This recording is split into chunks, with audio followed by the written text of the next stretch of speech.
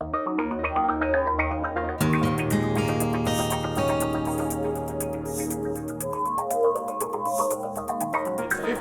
and I'm auctioning it to anyone in the room starting at $1. But the second last bidder must also pay John. Would anyone like it for $1? Can I hear $1 on the auction? $2. I've never met anyone that would go from an auction from $2 to $49. $2 down here. You take it? 51. Now you owe John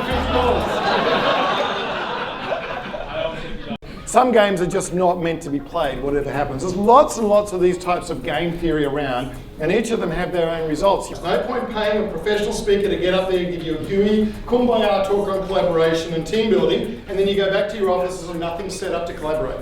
We have to create an environment where people collaborate, because even as we saw on that table just then, the most collaborative people by about round 8 or 9 said screw it. And if we're serious about getting collaboration working in a corporate environment, we have to make sure that the incentives for me as the individual are the same incentives for me as the team.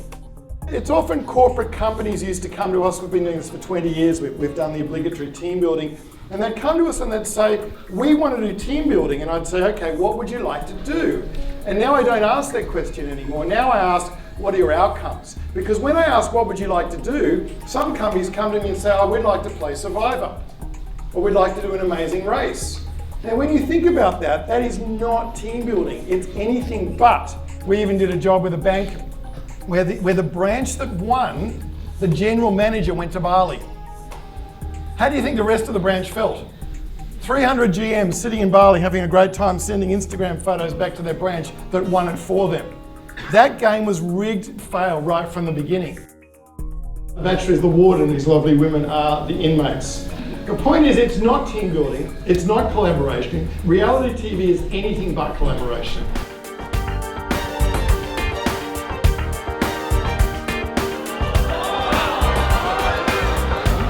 The incentives for the individual with the incentives for the team, because even the best people will defect if put in the wrong environment.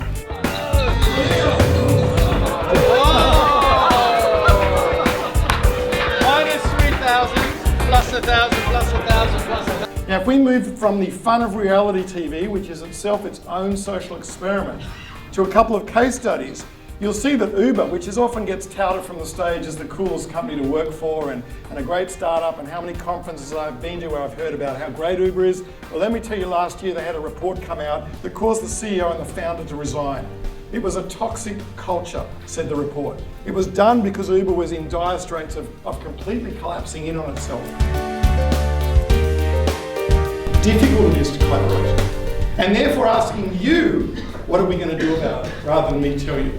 So we don't end up like Uber. We don't get drunk on our success. You see, collaboration is just not that easy. And so let's have a, unfortunately, 5-minute discussion, and I'm sure we'll want to continue this discussion back in the workplace, just to whet your appetite for 5 minutes on a couple of these questions in your table.